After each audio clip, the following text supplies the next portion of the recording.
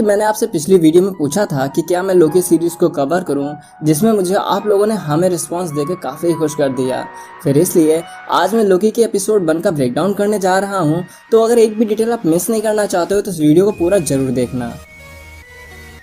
Episode की शुरुआत होती है 2012 वाले टाइम से, जब लोकी की आर्मी हार जाती है और अवेंजर्स लोकी को पकड़कर ले जा रहे होते हैं। लेकिन हल्क की वजह से 2012 की टाइमलाइन के आयरन मैन के हाथ से वो ब्रीफकेस छूट जाता है जिसमें टेसरेक्ट रखा होता है। फिर क्या था, लोकी टेसरेक्ट को उठाकर छूमंतर हो जाता है और सीधा मंगोलिया के गोबी डिजर्ट में आकर लैंड होता है। अब मुझे लोकी के ये सीन को देखकर आयरन मैन 1 के सीन को याद आती है। तभी वहाँ पर कुछ मंगोलियन लोग आते हैं जो कि लोकी से कुछ सवाल करते हैं, लेकिन लोकी तो लोकी है, वो सीधा खड़ा होकर उन पर अपना देवताओं वाला रौब झाड़ने लगता है। कि तभी वहाँ पर एंट्री होती है TVA के कुछ एजेंट्स की, जिसमें हंटर B15 यानी कि मर्दानी महिला लोकी से टाइमलाइन में की गई छेड़छाड़ की वजह से लोकी को साथ चलने को कहती है।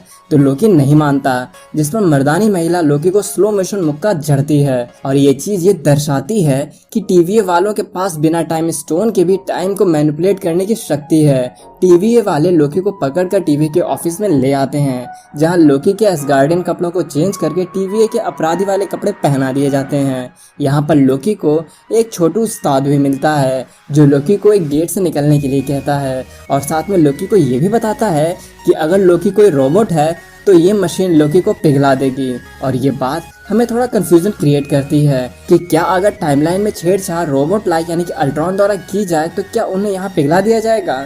खैर, लोकी को पकड़कर आगे के प्रोसीजर के लिए बढ़ाया जाता है, जहाँ पर कुछ और कैदी भी होते हैं, जिसमें से एक स्क्रल भी है। अब बार बार स्क्रल का दिखाना और सीक्रेट इन्वेजन का कनेक्शन बनना आम सी बात हो गई है। यहाँ पर लोकी के टेसरेक्ट को सबूत के तौर पर इस बंदे को, जिसका नाम केसी है, उसके पास रखवा दिया जाता है। लोकी के लिए ये जगह अजीब होती है, वो समझ नहीं पा रहा होता कि वो कहाँ पर है। ये तभी मिस मिनट सामने आती है और वो बताती है कि ये कौन सी जगह है। साथ ही में वो TVA के बनने की हिस्ट्री को भी बताती है। हमें बताया जाता है कि पास्ट में एक यूनिवर्सल लेवल की वार हुई थी, जिस वजह से सभी मल्टीवर्स डिस्ट्रॉय हो रहे थे। कि तभी टाइम कीपर ने बीच में इंटरफेयर किया और एक सेक्रेट टाइमलाइन को बनाया, और इस टाइमलाइन के रक्षा के लिए TVA की टीम को बनाया गया है जो कि वेरिएंट को पकड़ेगी।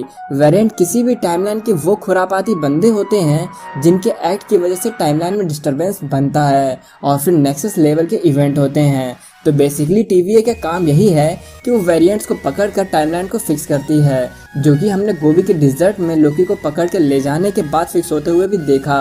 TVA की टीम एक डिवाइस लगाती है जिससे कुछ लाइट निकलती है, और आगे क्या हुआ हमें दिखाया तो नहीं गया, लेकिन लोकी और इन बंदों के एक्सप्रेशन देख के यही लगता है कि टाइमलाइन फिक्स करने में जरूर कुछ बहुत बड़ा होता होगा, या शायद हो सकता है कि उस नई टाइमलाइन को कम्प्लीटली ही इरेज कर दिया जाता हो। इसके बाद सीन शिफ्ट होता है और हमें फ्रांस का AIXN प्रोविंस में 1549 का टाइम दिखाया जाता है, जहां पर चर्च में कुछ TVA के गार्ड की लाशें पड़ी हैं, जिनको इन्वेस्टिगेट करने के लिए मोबियस आया होता है।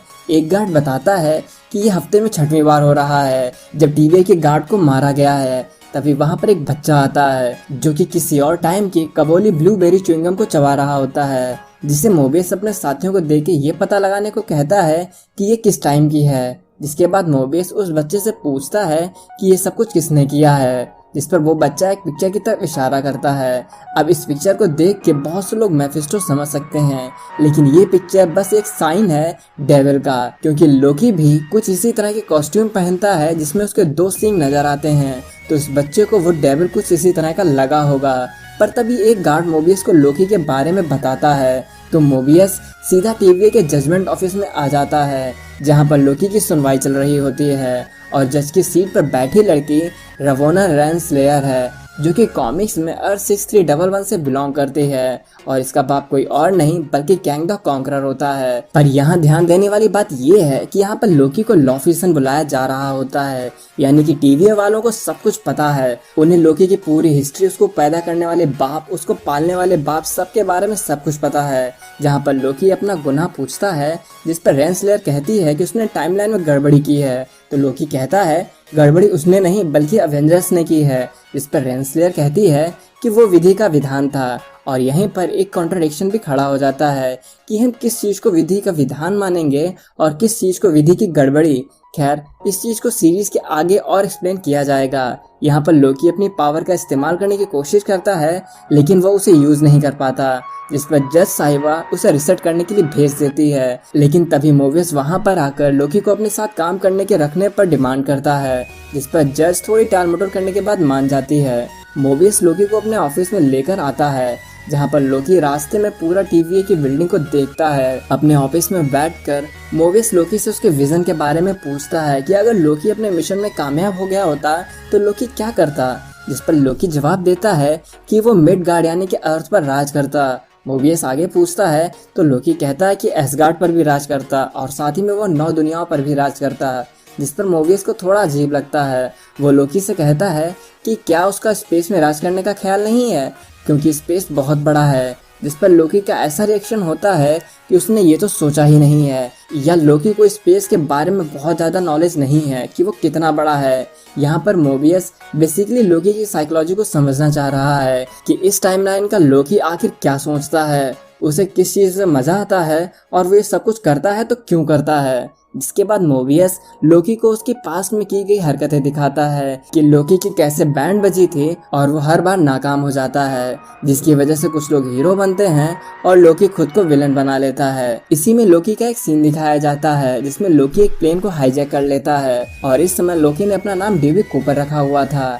और मैं आपको बता दूं कि ये चीज़ एक रियल इंसिडेंट से ली गई है। 24 नवंबर 1971 को अमेरिकन फ्लाइट को DB कूपर नाम का एक बंदा हाईजैक कर लेता है, जिसके बाद DB कूपर कहाँ गया किसी को कुछ भी नहीं पता चलता।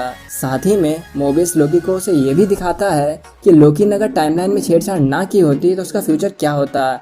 और यहाँ पर लोकी अपनी माँ फ्रेगा को देखता है। अब क्योंकि लोकी एसगार्ड पर सबसे ज़्यादा फ्रेगा से अटैच्ड होता है तो वो थोड़ा सा साइलेंट हो जाता है, जो कि उसे देख के भी समझ में आता है। लोकी थोड़ा इमोशनल भी होता है।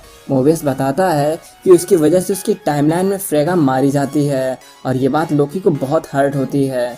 अभी ये सीन चल ही रहा होता है कि मर्दानी महिला आ जाती है, जो कि मोबियस को एक बार फिर से TVA की टीम पर हमले की जानकारी देती है।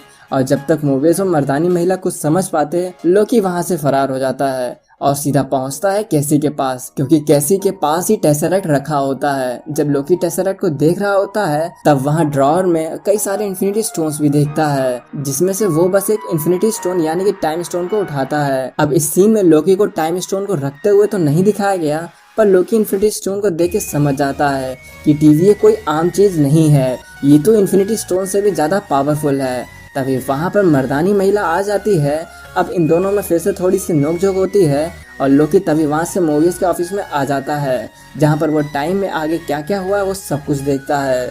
लोकी देखता है कि कैसे उसके फ्यूचर में उसकी वजह से उसकी माँ फ्रेगा मारी गई। लोकी का बाप ओडेन, जिसके लिए लोकी के मन में जरा सी भी जगह नहीं थी, वो लोकी को कितना चाहता था। साथ ही में थॉर के साथ अपने अच्छे रिश्ते को भी देखता है, क्योंकि लोकी 2012 की टाइमलाइन का लोकी है, तो इसे इस वक्त ये सब कुछ नहीं पता था कि उसे ओडेन और थॉर कितना प्यार करते थे। पर जब लोकी अपने फ्यूचर में थैनोस को देख, जो कि लोकी के गर्दन को पकड़कर उसे मरोड़ कर मार देता है, ये बात लोकी को अंदर से डरा देती है। और तभी स्क्रीन पर लिखकर आता है कि रील अब खत्म हुई और लोकी हंसने लगता है। अब लोकी की इस हंसी में बहुत सारी बातें छिपी थीं कि लोकी का ये सब कुछ करना कितना व्यर्थ था, उसके इन सब कामों का कोई मतलब ही नहीं बनता।